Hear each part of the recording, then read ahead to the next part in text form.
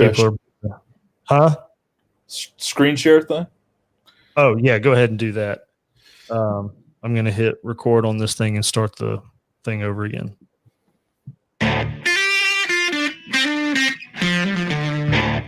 This guy is all about shaving heads and not points.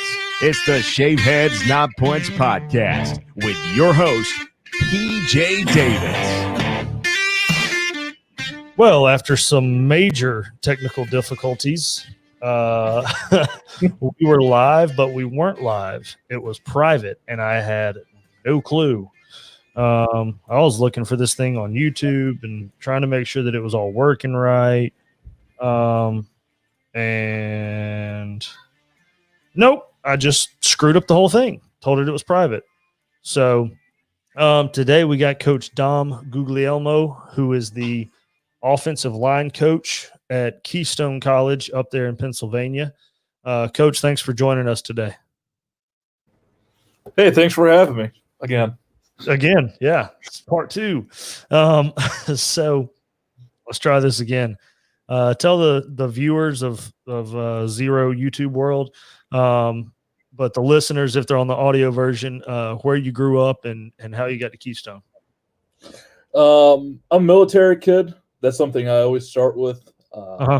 Dad spent 21 years in the military. Grew up all over the country. I'm actually a fourth generation Glens Falls High School graduate in upstate New York. My great grandfather went to Glens Falls and all the way down to us.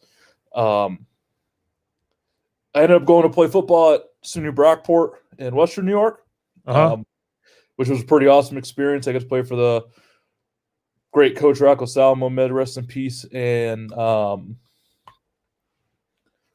Jason Mangoni. And then I graduated in 2016 and put my application. 80.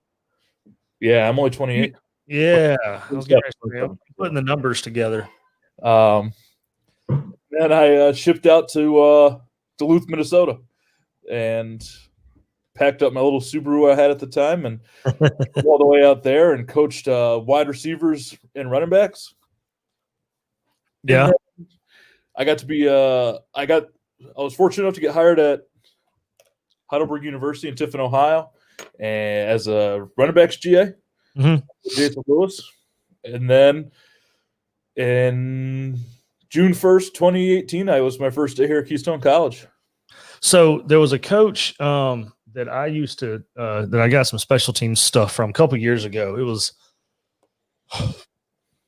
2017, maybe 2016. Had a Polish type last name. It was like Ski or something at the end. Does that ring a bell?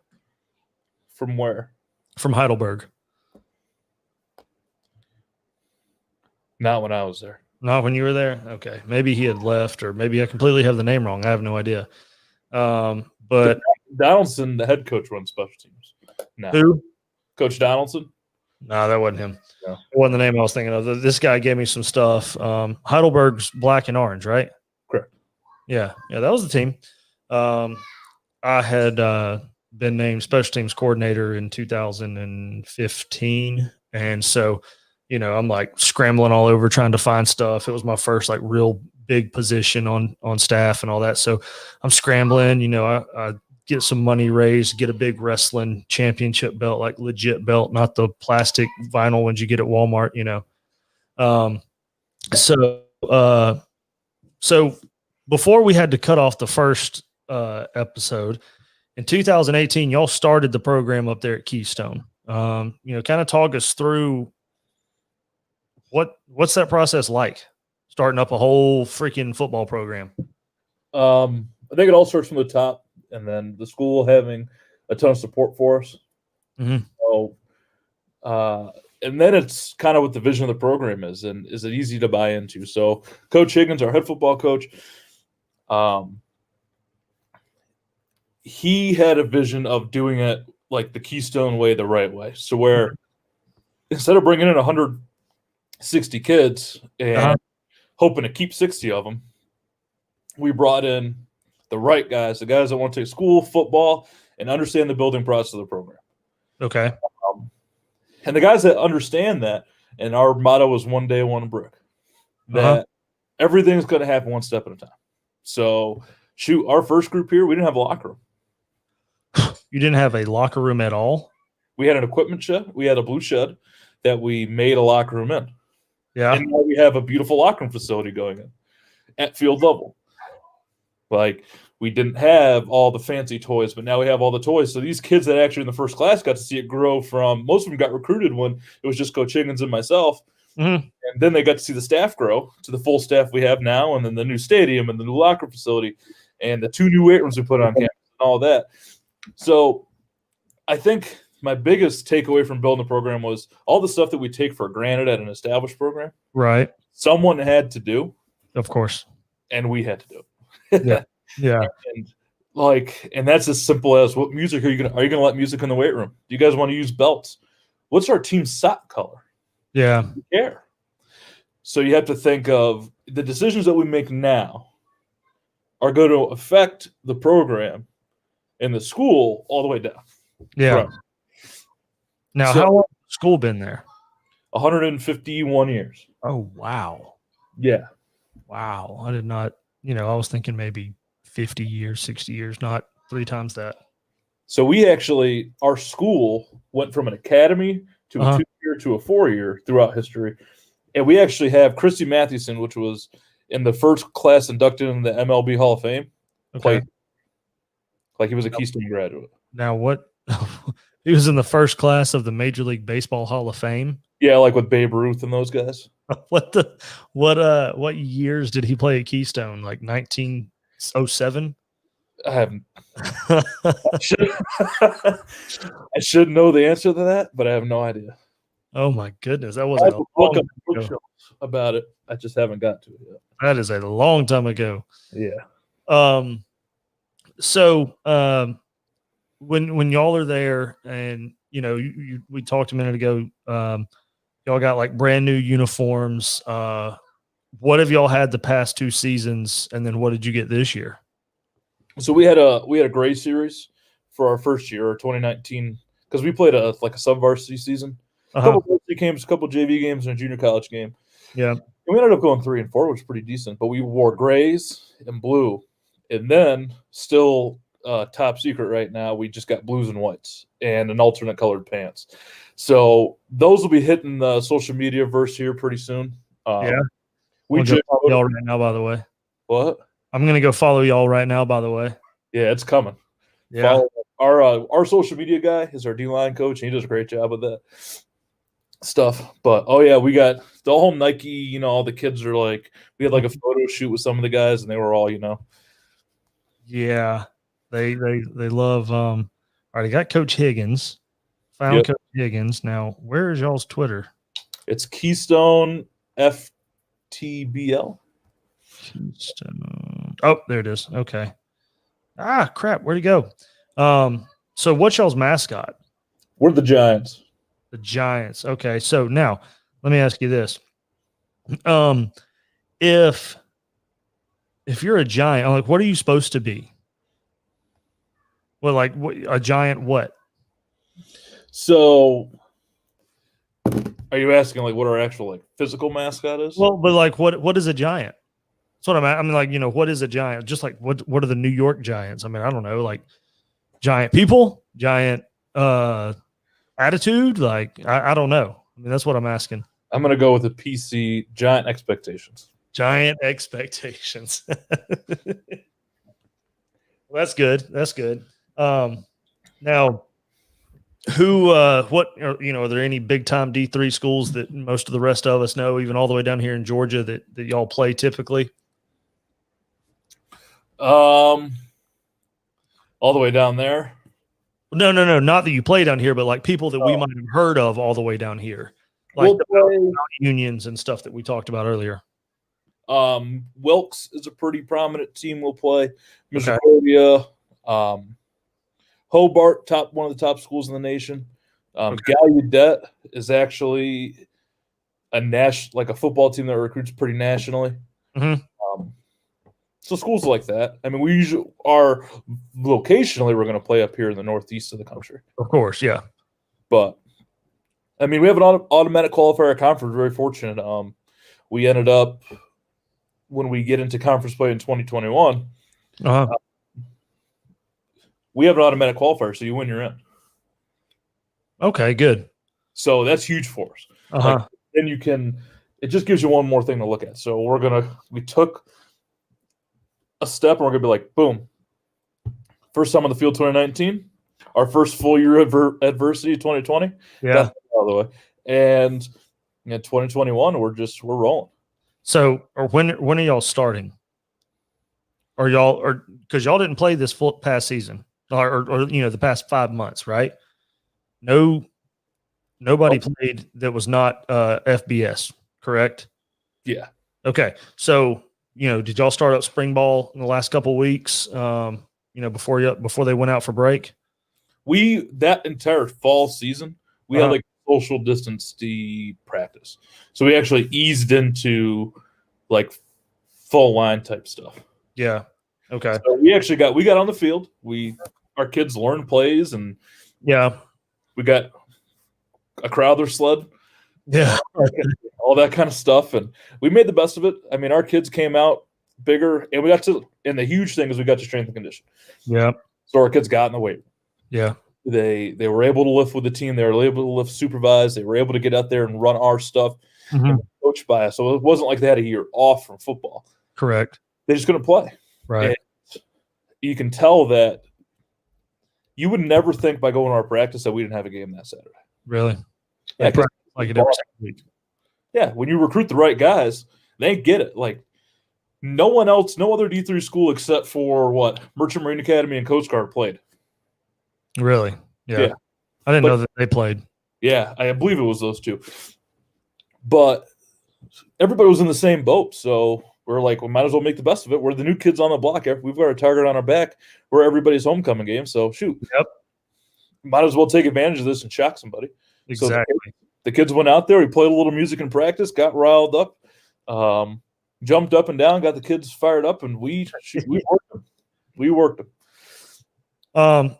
So what y'all are a basic spread. No, not basic like that way, but you're 10 personnel type team. We talked a minute ago. You're sometimes y'all put a tight end in there, go 11 personnel, but you did mention a 30 personnel, which means the 30 means the 3 stands for the number of running backs on the field at the time, and the 0 stands for the number of tight ends. If you are not savvy with football lingo. So if you ever hear somebody saying 10 personnel or 12 personnel or whatever, and if you want to surprise somebody with what there's your football homework for the night.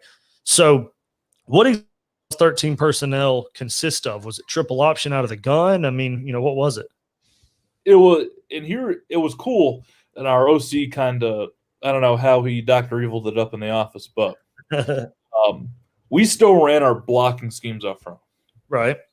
But when we got into 30, we would just run some form of an option play or maybe away from the O-line scheme or towards the blocking scheme, or we would use it to run power and counter.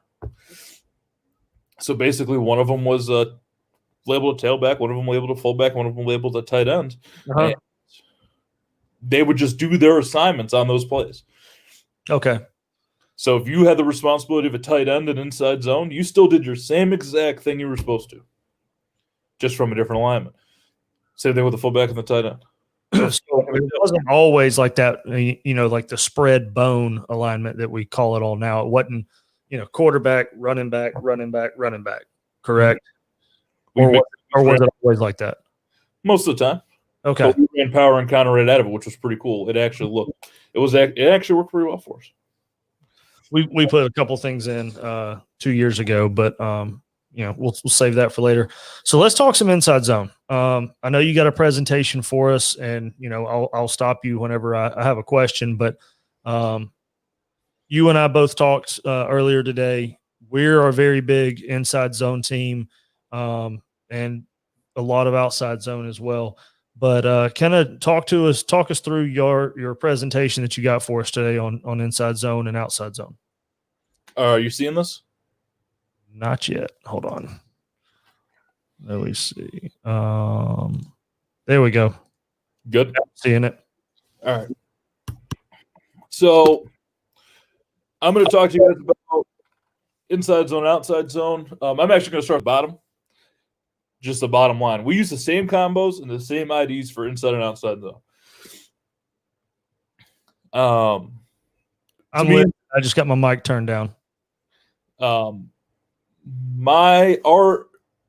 zone plays, to me, inside zone and outside zone are the same thing. Just with different steps, different angles. So we use the same thing, and that's why when we go through the actual schematics of the play, you'll see that I put zone against this because and you'll see what I mean. So inside zone's an inside hitting play, aiming for the inside hip of the play side guard. We can either bang it, which is hit it in that A gap, bend it back, or bounce it out play side. Kind of same. We run the same bang, bend, bounce, except there's not necessarily a bounce when you're running outside zone. I mean, there is, but now, is your bounce it going backside B gap like you and I talked this morning? That's our bend. That's your bend. Okay.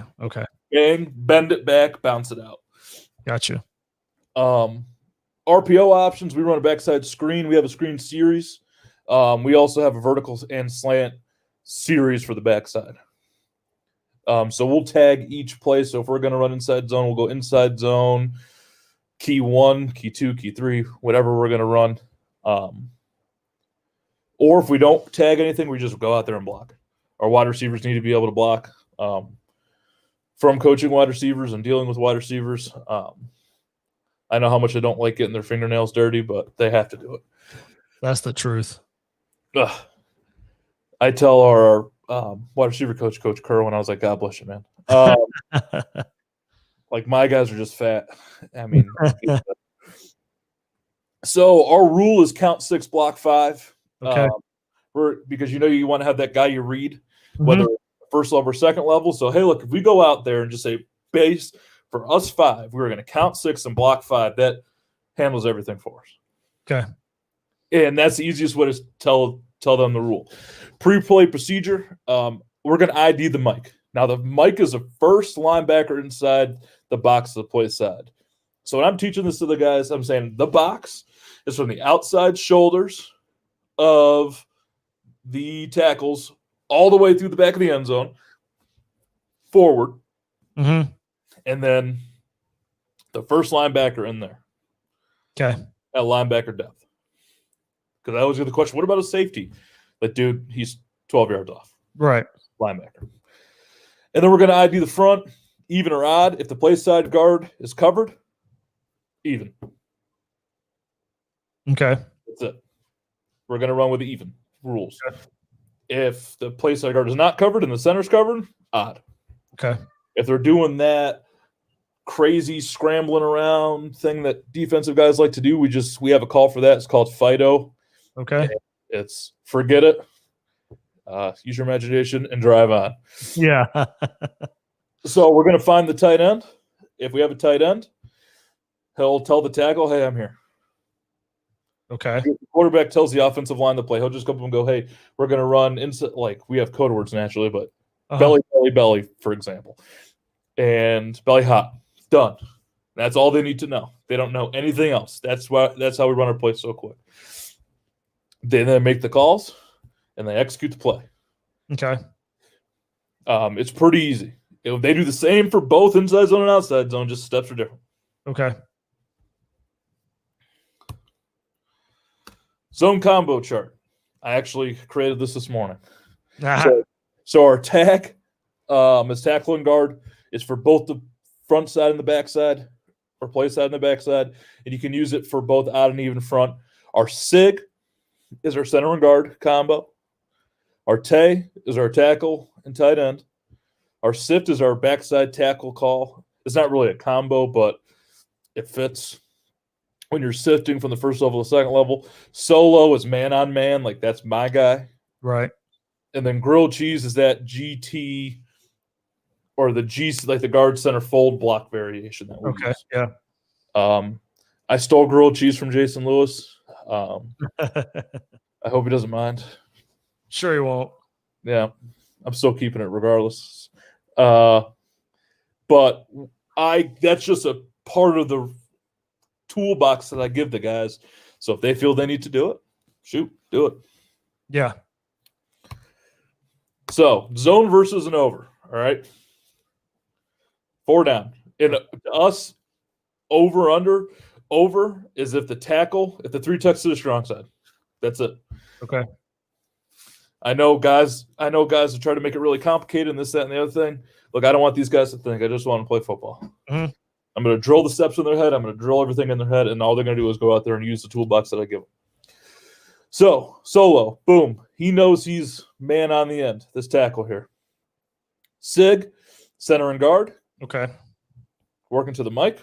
Tag to the nose and will. Okay. I kind of jumped the gun there. But, so our first rule, find 6, block 5. Okay. Oh, wow. There's 6 in the box. Awesome. Deal. All right. So we know that we're just going to run regular inside zone. So we're not going to block basically the C-gap defender, which is the end. Okay. Now we have to ID the mic. So the tackle box, first linebacker to play side, Mike. Okay. So that's our first linebacker that we're going to work to. We don't need to add anybody else outside the box. Our first linebacker to the combo is the mic. So we're just going to go 2 for 2 here with the tackle on the mic and 2 for 2 with the nose and the will. Okay. And that's it. Easy as that. Now, when they come up to the line of scrimmage, do they, I'm sure your center identifies the mic, but do they verbally call out their combo blocks every time, or they just know? During camp, I make them. Right. That makes sense. But as you get a unit together, they non-verbally do it. Gotcha. I prefer for them to do it verbally. Okay. But, once you get in a routine of a game and you scatter report, and, let's say there's something crazy at you, it's going to kind of keep it the same. Right. So I want them to say sig and tag. Okay. But once I feel that they have the mastery of what they're doing and why they're doing it, I kind of let them go. Mm-hmm. I'm not a huge fan of being, you got to do this, look, I want them to know what they're doing, yes. But I want them to not know what they're doing to be a robot. I want them to know what they're doing to play football at a high level. I don't need to create robots. I want to help them become better football players. So I teach them what a SIG is. I teach them how to run a SIG. I teach them this, and this. And they need to go out there and use it. Makes sense to me. If they can't, find somebody that can. It's football, Yeah. And if you have a line that can't do it, you have to find a way to help them do it. That's your job as a coach, right? That's right. That's what we're here for. I'm not getting it. If nobody's getting it, you're wrong. So you got to switch to what you're doing. It's just a fact of life. Okay. But when you add a tight end there, notice nothing changes for anybody else. You're still counting 6, blocking 5. But once you get it, what? I said yes. Oh, so once you get your count 6, block 5 of the O-line, the tight end is responsible for, on the play side, the first defender outside of the offensive line's count. So this is our count. So he's responsible for the same, or whoever's up there. Okay. The reason we call that a tay is because now we can use that tight end to help get movement on this D end, or slam him back in, or grilled cheese him, or something, to really get a better, more movement on him, and make that Sam declare. Okay. Yeah. Put him in conflict, because if we can't bend it or can't bang it, we can't bend it back, and we're bouncing it, we want this guy to be in conflict. Okay. Make him block himself by getting his feet stuck in molasses. Right. Which especially a lot of high school kids, if you can put them in conflict, then you're playing football with 11 versus 10. Yep. Make his human nature block himself. And that's what defensive guys do by doing all those crazy stunts and blitzes and stuff. they're making the offensive line's human nature stop their feet to think and creating a crease to get through. And again, now we're in a odd 2 box. So, coach, oh no, there's only 5 guys in the box and we need 6. Okay, then you go to the +1. Okay. And that's your first linebacker in the thing. So now you know you have to go 2 for 2 to the Sam, tag. Then you're working to the Mike, Sig, and you're sifting for the Will. And you're doing the same thing whether you're taking more of an internal step, which is a brace, pop, jab, pop, steps inside. But if you're running outside zone, everybody's taking that shuffle. All right. So it's the same block. If you now this is still zone right for those of you who aren't aware. This is still zone right, like it was the slide before. It's just versus an odd front or 3 because 3 is an odd number instead of an even front.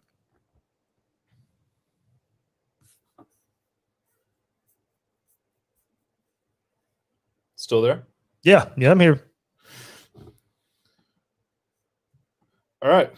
Now, zone to the right against an odd front again.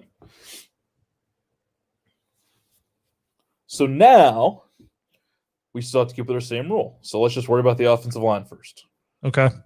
5 in the box. +1. Right? Okay. So these 2 are going to the Sam. They're sticking to the Mike. He's sifting for the Will, right? Mm-hmm. Now he has the alley defender. Okay. Which is more than likely going to be a safety. Yep. More than likely. Now, if he crosses his face, he's got to take him, and then these 2 are just working to the next available next level defender. Okay. So you can't let anything cross your face. It's football. So of course. If he tries to cut him off, you just take him and ride him to the sideline, ideally. Mm-hmm. But stay true to your zone. And if you I like your verbiage. Thank you. Yeah, I stole that from a lot of it from Coach Potter at Brockport, so I'll give him a little credit. Yeah. So now we're running inside zone here. We're running it to the left. Okay.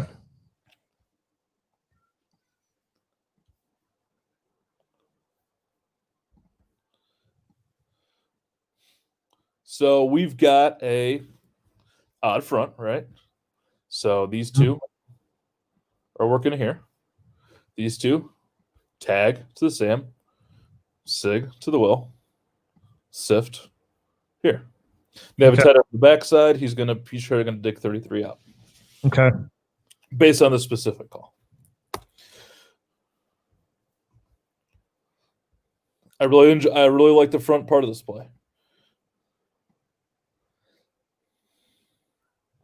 I like the way that play side guard's working on that Sig call away from the nose and getting to that mic backer. Oh, yeah. He's doing a good job of moving his feet but keeping his eyes on the mic. And they do a really nice job.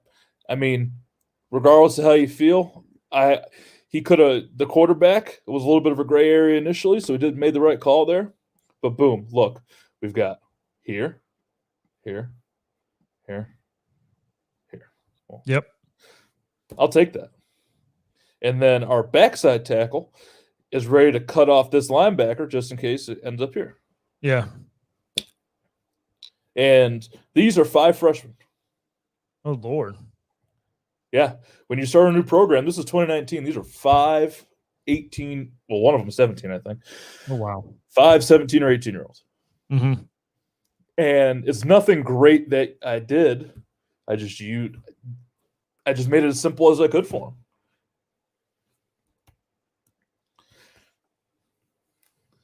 Zone again. Okay. Inside zone again. Going to the left. 4 down front. Got a solo up top. My starting left tackle there's giving somebody a hug, which is great. I'm glad they had that kind of relationship. Did he? He didn't get called, did he? Nope, because I see a gain up there. Good. So that means it didn't happen. We've got these two guys. Nice double team. Mm-hmm. I'd like for his shoulders to stay a little more square, but he's looking here. Yep. He's seeing that guy is vacating. So he's staying on that double team. Backside. We've got that backside guard scooping in, picking up that hard nose guard. Mm-hmm. And a really nice sift by our backside tackle. And we're able to get up in there. Boom. Now, run that back just a little bit. Who's the coach standing behind the ref that is way far outside of the coaches and players box? That box is a myth. I can tell by the beard that's got to be you, right? Oh, that's 100% me. Yeah, that's what I thought. It was hard to see. Well, he didn't warn me. Do what? He did warn me. Well, I mean, heck, that's what you got to do when you're the offensive line coach. You got to stand way in front or way behind, one of the two. Yeah. Oh, yeah. If you're not in the box. I could never do the box. I did the box for 2 years, and I was like, no thanks. That was my only gripe about my last two jobs was I hate being in the booth. I mean, I'll do it if I absolutely need to, whatever better for the team. But I've been in some sketchy booths, and I'm a big dude. Yeah. All right. So we're inside zone to the right again. Or to the right. Got that tight end. He's going to help bang that guy in there for the tackle. We're working here. We're working here. Okay. So you got a Tay call on the play side, then you got a SIG call with the play side guard and center, and then you have a what is it? Tag. That's right. That's the one I couldn't think of. And you know what's great is once you make the first call, they all fall in. There you go. So like Tay. Oh shoot. All right. Well, this has got to be a SIG. This has got to be a tag. And they just fall back in. And these two do a great job. They did a great job all game. If you look at the right guard and center, they do a nice job digging that nose guard out. Boom. Look at that hole. Yeah. Running backs. Good gosh. Who coaches those guys? Oh, wait, I do. They give me heartburn. Yep. That's a nice press box. Got a pole right in front of your camera.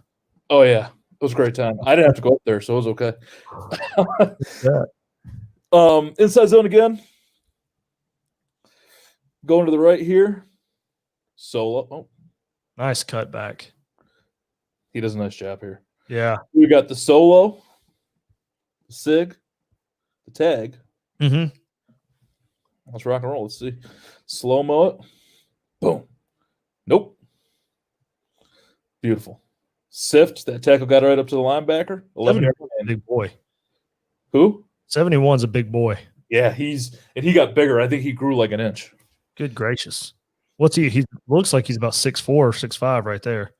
He's about 6'4". He came up behind me one day in the weight room and threw his hands on my shoulders. I was like, dude, get away from me. Like 6 feet, social distancing. Yeah. Like I can't do Wear that. your mask. Yeah, wear your mask away from me. Yeah, he's huge. He says like 3 words. So now we're going outside zone. Okay. Now this is one of our cool formations. We have the tight trips here with an offensive lineman in the front part of the trips. Uh-huh. So it's an end over look. It's not a 4 solid, but it's an end over, almost like a single wing type look. Yep. Yeah. So what we ended up doing was we had a good amount of good offensive linemen. This is me stressed out. So we put an extra offensive lineman in. Uh-huh. And then we put 2 tight ends back there to create that extra surface. Mm-hmm. And then we just ran outside zone to it. Boom. Nice reach. 6'9" gets up there. Yeah. They crash it all down. 88 does a good job sealing that edge, and 30 makes a good good run off of it. Oh yeah, he's got good vision.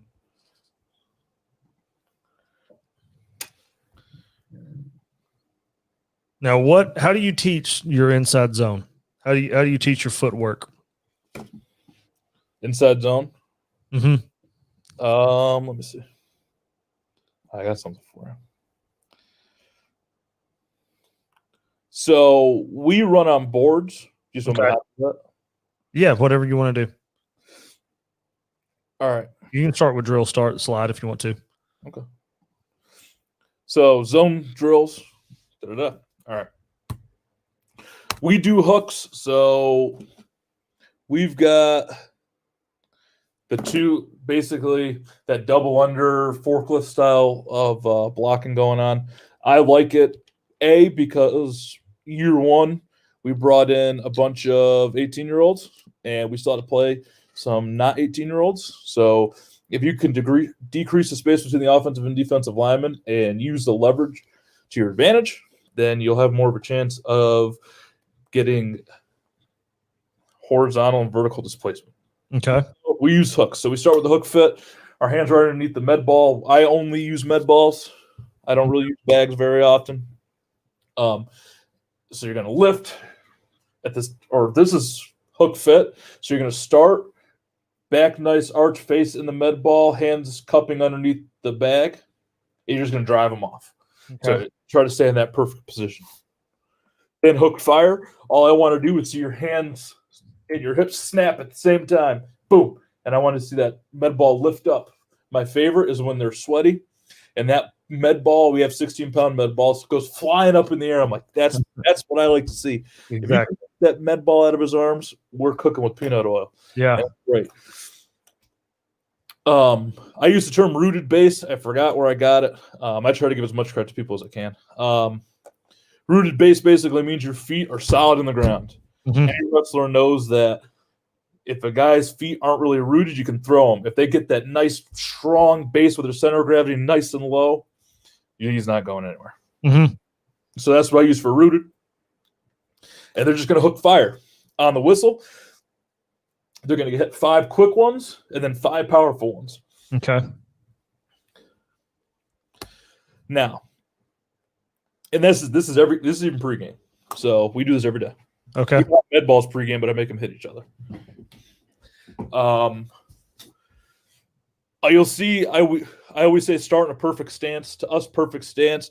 Coach Strollo says stance are like a gun holster. Like if you're a big Second Amendment guy like myself, like everybody's got their own preference of a gun holster. Like you're a leather guy, you're a Kydex guy, or yeah, belt loop guy. One of those weird guys you see on social media. Yeah. But the premise is to hold that gun, right? I want our guys to be in a comfortable stance. I want their feet rooted. I want their knees inside their feet. I want their backside foot cocked at about a little bit of an angle. But look, everybody's different. Mm-hmm. 71 in there. That Shrek is a different shape than my center was. Okay. Or my guards. Like, they're not all going to be perfect. So their perfect stance is going to be within the framework that I give them. I want the stance. They can have their own little adjustments to it to make themselves comfortable. Mm-hmm. But that's my stand rant. Okay. So brace pop is the guy right in front of you. Basically, he's touching your body. And the first step is slightly upfield. Second step is to root your feet and throw your hands, and then you run them off the board.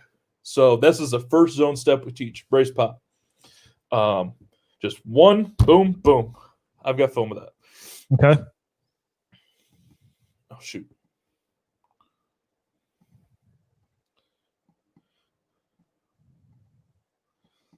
If you look at 77, does a really nice job, I believe, in this clip. Boom. And that's our brace pop. So anybody within the framework of your body, you're using this. The reason I haven't put their toe split the board is when I take that first step, I want to see them gain ground, but not too much. So what I really look for coaching point wise here is when they take that step, I want it to break, like basically split their foot in half. Okay. like right where that Nike emblem is, or Adidas, or whatever these kids are wearing now. Like, Right. That's where I want to see him split the board. Okay. Split with that first step. So there. He gets a little much, but he's also got those little feet. Yeah. And then he's going to bring this foot quick, boom, and then chop him up.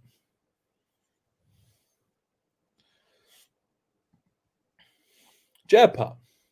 Jab pop is if that guy is outside of the framework of your body, kind of in between you and the other guy. Mm-hmm. This is the inside zone step.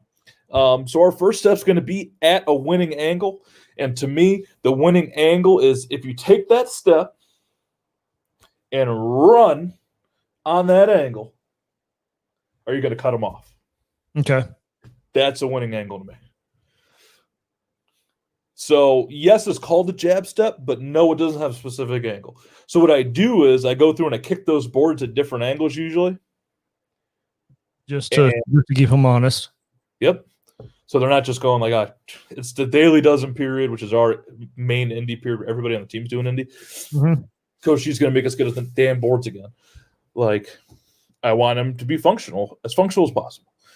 So they're just going to jab pop. There you go.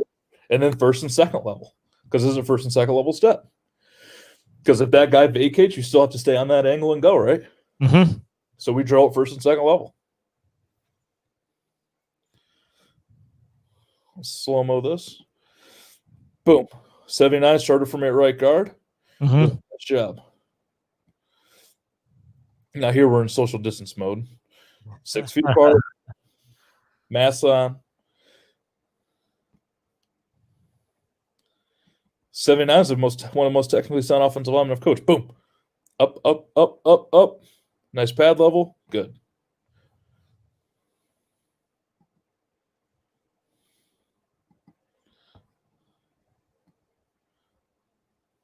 They do a nice job. They do. I'm really noticing how they all look the same. You know, you don't have one guy looking like one way and one guy doing another, which, you know, that's a credit to coaching for all of your guys to look the exact same when they're doing something. I mean, I think a lot of it's buy-in. Right. Like, you give them ownership over the group. Mm-hmm. I could talk for an hour and a half on how I built the room culture in there, because if I am proud of one thing that I've done as a coach, it's been able to help these guys build the culture of their room, not my room. Right. They're the ones that go out there. Mm-hmm. Like, I've already did the broken nose thing and all that kind of stuff. Like, I've already had my time. Right. I'm just slamming my game plan on the floor on the sideline. They're the ones out there playing football. Exactly. Now, stretch drill. I call it the stretch drill, or shuffle step. I'll let the guy's name this drill, so that's why it doesn't make any sense. I just want them to work on the outside zone steps. So where we would start off with our inside zone steps. Okay. And teaching inside zone. Now all I have to tell the guys is, hey, instead of the aiming point being inside, is now outside. So everybody's going to take the stretch footwork and run the same exact play. Blocking the same people. Right. Now we talked about earlier this morning the way that we teach it, down here, but you said you are able to use a shuffle out method because you have more athletic linemen. Is that correct?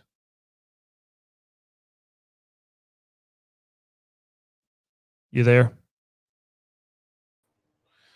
Variation 2 is in there, but I didn't want to load. And variation 3. Okay. Go back. Something happened. I was asking you about your shuffle step, and then I thought you disappeared. So go ahead from there and then go from 2 to 3. Sorry about that. Okay. No worries. I think it was me. So progression 1 is just 1v1. So you're going to try to take that shuffle step and reach that guy and slam him back into the hole. Okay. If you can't get him, I don't teach this right off the bat. One thing I hate, by the way. Don't give him an out. If you say, if you don't reach him, then you can do this. No, go out there and reach his ass. Okay. Because once you get them down, that's like a kid saying, well, I'll play football, but once you hear but, they're going to be a quitter. Right. Exactly. Then second level. So you work on the first level and work on the second level. Okay. And that's the one this is the one I like the most. I hated it in college, but I love it as a coach. Like you got to get on your horse and go. Yeah. You got to check that first level, make sure nothing's coming. And then you got to fly your tail out there and get them. And then progression 3, now you're working with somebody and you got one at the first level, one at the second level. And this is where you turn that drill into whereas an everyday drill now turns into something that you can do as a game plan aspect, because you want to use these indie periods not only as indie periods, but you want to steal reps in these indie periods of what they're going to see in the game. Yeah. So as you progress through these drills and progress through the angles and stuff like that, the more functional you make these everyday drills, you're stealing reps outside a team while getting fundamentals done. Absolutely. So I'll use this drill and other drills like this and zone combos and all that to steal reps of things that they're actually going to see and get the fundamental work done at the same time. So when they're going through this progression read right here, your second level defender, he has the option to either go lateral or come up field. Is that the way I'm reading it? I do both. So sometimes I'll make them do something. Okay. Or I'll card it, or I'll tell them, like, I want you to come back and you to go that way. And then sometimes I'll just let them do it. I'm just like, you guys just make their lives a living hell. Okay. But don't worry, they're going to get you back, kind of a thing. Yeah. Because you can structure indie and try to, and like I said, steal reps in indie. Mm-hmm. And that's a great thing. But you also have to prepare them for all the stuff that always goes wrong.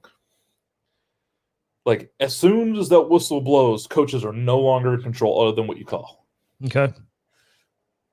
Like, you can go out there and you could have a great game plan and kids will just be flying around and taking weird angles and making crazy plays, but and you want your guys to be as disciplined as possible. But look, things happen in football. So you got to get them prepared for that. I might have seen these guys react this way against inside zone, this kind of combo, and outside zone all week, but they need to get prepared for just crazy things to happen. Yeah. Because go ahead. Sorry. Oh, because when they see something crazy, and they're like, "Oh, coach," blah, blah, blah. Like, so, what does head out of your business mean? Get your head out of your ass. Head out of your business. I don't want their face like in there, like touching their. I want their head out of their business because you don't have to look at who you're blocking. So get your head out of your business. Gotcha. So you're throwing those hooks in, you're lifting and you're driving, you're re-dipping your feet, and you keep that driving, and you're keeping that. You got to keep your head out of the business a little bit so you can see where you're going. Gotcha. See what's going on. So you don't give them COVID. Yeah, no COVID. Wear your mask, 6 feet, all that. But yeah, keep your head out of business. So when we teach a shuffle step, now you got guys that can do it. So you're using 6 bags about 3 yards apart, starting on the left side of the bag, shuffle right, and then work down the gap. Yep, boom. There you go. And the only thing I want to do, all I want to see is that weight push off that left foot, catch with the right, drive, catch up. Because I want them to run through, I mean, they're kind of waddling through every rep. But I want that drive, catch action. If you look at 79, the one on the left side of your screen, boom. Boom. Up. Good.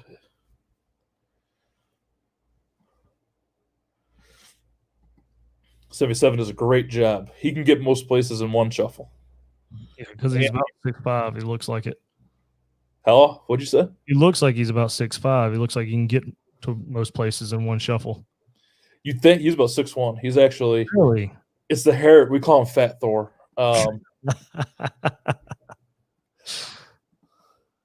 Like depressed beard Thor. That's yeah. But he does a good job. Even 74, you should saw where he was at first. Like he was just like frogging out there. You kick him a long way. Boom, boom. Because shoot, you never know. Every time you drive and catch, you reroute your feet.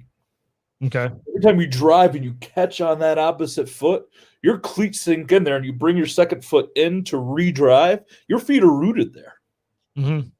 So if someone comes in after you root both your feet, you can drive it.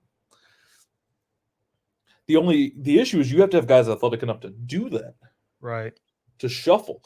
Otherwise, I mean, some teams still do the turn your shoulders and run and rip. And we did that. And I think that's one thing this fall gave us is time to teach them how to shuffle. It has been awesome. It gave you a long-winded spring practice for sure. Oh, yeah. So, and then I just bang these out. Boom. That's a tight end, so don't ignore that. I saw that. He's a stiff. But we just bang him out. And we coach him. Like, hey, you got to – but film's huge for us. Uh-huh.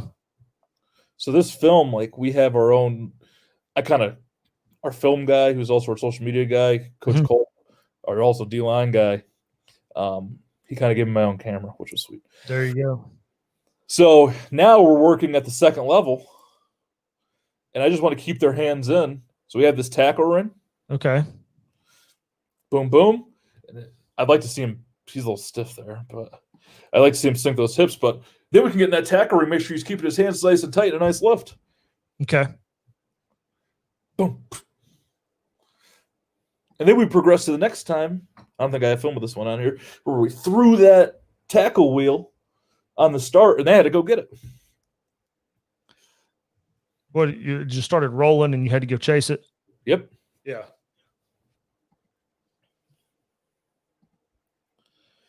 Now, remember when I talked about guard tackle, like GC? Uh-huh. Like when we use that, let me hop back. We're in down block. Okay. All right. I wrote an article on this. When we use that, I give them the freedom to do it. So hypothetically, we're running inside zone to the left here. Mm-hmm. And this nose guard's being a real pain. All right? He's firing in there. And we need to GC him. Like, we're just calling a fold.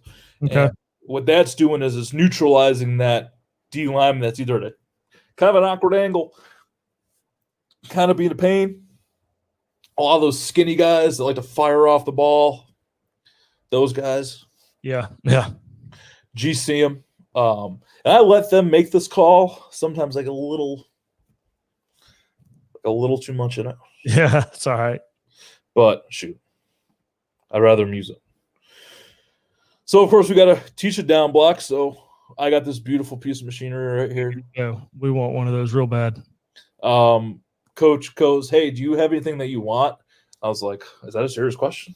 And then a week later, this beautiful thing got delivered, and me and the coaches put it together, and I love standing on it. I bet. I like the wind going through my beard. But down block, boom. So the way we down block, with your first step towards is going to be at a winning angle. Remember, winning angles where you can run and cut them off. Mm-hmm. All right. Your second step is going to bring your other foot to a T angle, essentially making a T with the defensive lineman, simultaneous with your backhand driving in and up into his shoulder pad to knock him off balance. Even if his feet are rooted, you'll knock him off balance. And then you can use your front hand as your adjusting hand. So if he wants to come across try to beat you across your face, you can take that hand, slam back in. He wants to backdoor it, then you can take that hand, put it in his hip, and dump him. Or if you're getting a nice drive, you can take that hand, put it either on their inside hip or on their chest plate, and drive them down the line. So I kind of give them freedom to use that hand because they need to be able to adjust. So we practice it right here. Boom. Winning angle, boom, up and over. It's kind of awkward with the sled. Yeah, because they're not popping up like a D lineman would. Yeah. Yeah. But, I mean, we get a decent rep at it. I mean, you get to see winning angle, their body move. You get to see a nice lift. I mean, it's not the best thing, but given what we had this year, I mean, it worked for us. Absolutely. And then the folds or the GC or whatever, you're taking that winning angle step, hand placement, smother and drive, Mm-hmm. put you off that back foot. You can skip pull it or counter pull it, or I really don't care what kind of pull you use in this situation. Any pull's a good pull. And he pulls a good pull. Well, because some guys, like if we run pin and pull is a play that we average about 26 yards of game play at the end of the year. Like some guys aren't athletic enough to skip pull. Right. They have to counter pull or flat pull. So I was just like, all right, well, guess what, guys? This is your assignment. This is what you need to do. If you can skip pull there, skip pull there. I prefer for you guys to counter pull, but some guy like 71, he can do anything he wants. Right. He's just got it. Some guys aren't as athletic as him. So you just put something in their toolbox, teach them the concept. What can you use to get to this part of the concept for you to do well?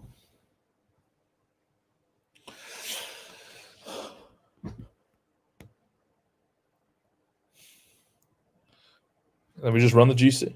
Gotcha.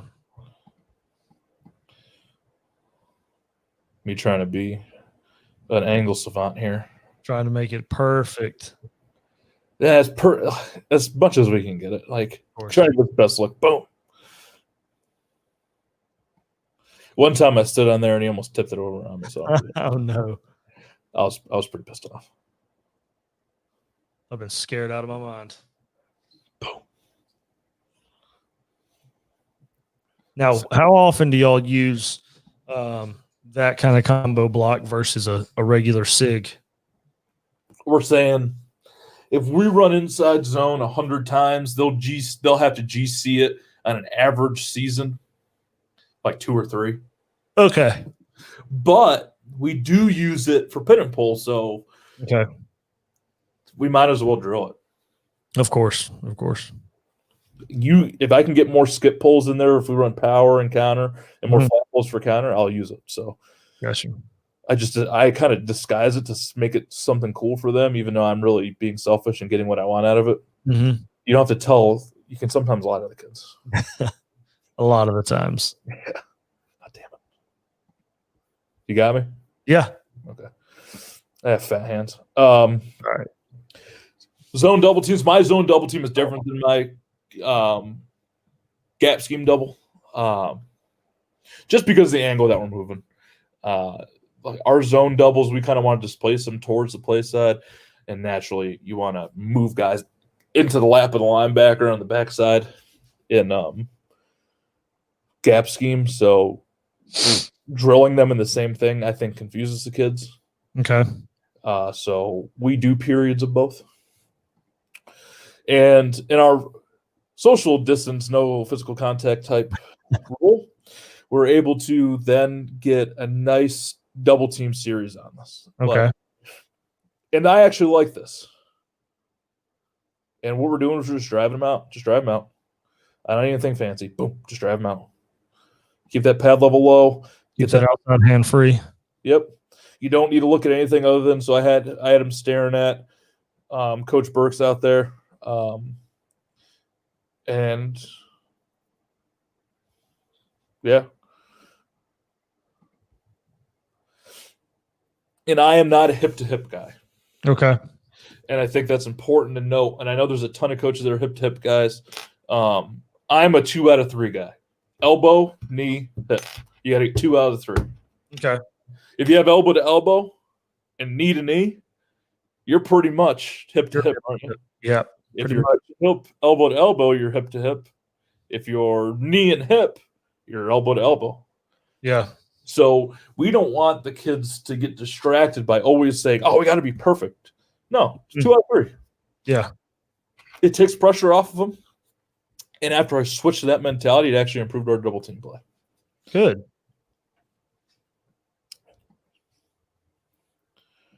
What is the quote? Perfection is not attainable, but if you strive for perfection, you'll catch excellence. The Vince Lombardi quote. You got that one memorized in your head for sure. That was my senior quote, so don't give it too much credit. And then the rock back. Now, I wish I had film of when they got really good at it. So we're talking when we're playing inside zone or we're running inside zone, right? And say this is an alignment and this is an alignment, and we need to move to this linebacker here, right? Okay. He can either shoot his hand out, and we call that a hummer. So you just throw a hand out, shell shock his shoulder, and let that guy overtake him. Okay. Or you can give him a nice rock back.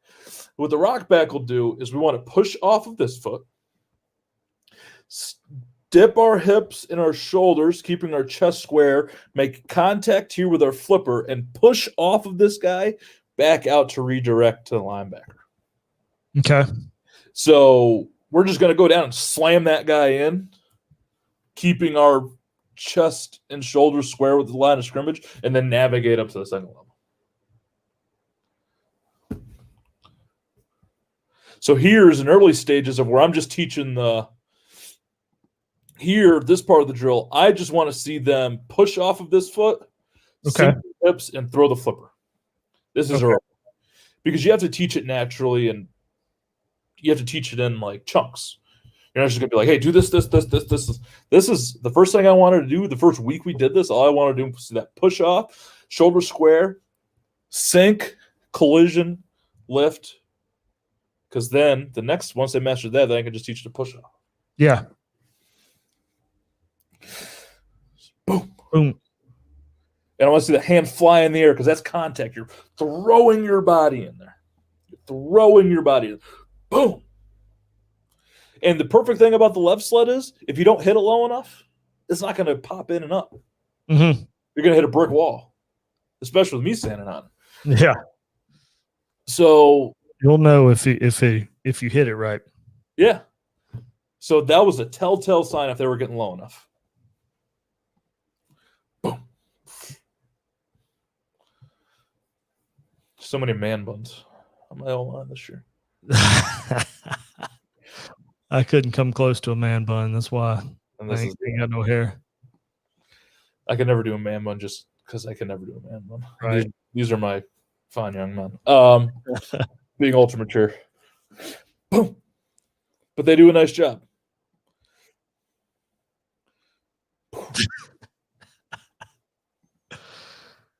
I'm going to ignore those jokers. Note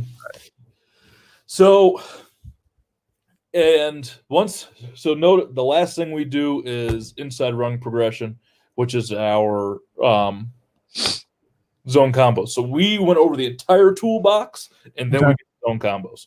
Okay. And I want to put them into situations where they have to use a GC, where they have to use a Hummer, where they have to use a rock back, where they have to do this, where they have to do that, and teach them how to use those. Mm-hmm. Because then you can give them a toolbox and tell them, all right, go ahead. Build your house. Yep, absolutely. So we go SIG, both front and backside. Okay. We go tag, front and backside. It's really easy. And then we go tag, front and backside. Okay. 2-on-2. If you're listening to this, it's 2-on-2 combo blocks versus a nose and a backer, or a D tackle and a backer, or a defensive end and a backer, or a defensive end and a safety walk down, or a Sam. So if you're listening to this, go check out the YouTube video so that you can see it a little bit better. We've had some people watching, so if you're out there watching, we really appreciate it. We don't know who you are unless you put your name in the chat, so please go ahead and do that. And then I think you had your social media and stuff at the end. Yep, there we go. So if you want to get a hold of Coach, there's his Twitter handle and his email over there at college. Coach Guglielmo, I appreciate you coming on today, man, tonight, talking some inside and outside zone with us, some really good points. Let me get rid of that real quick. Sorry about that. No, that's you're fine. So who is hell yeah power? Aeon Blake, appreciate it, but that was almost an hour ago. I hope Aeon Blake's still there. I gave him a shout out and he definitely heard it. I got you. Yeah, that was my GA roommate. Well, Coach, I appreciate you coming on, man. If there's anything I can do for you, please let me know. And look forward to getting this out there on the YouTube world and the podcast world as well. Yeah, thanks for having me. I'm always down to talk football, and you've got all my stuff. So if you ever need anything, feel free to let me know. All right, man. I appreciate it. All right. Thank you.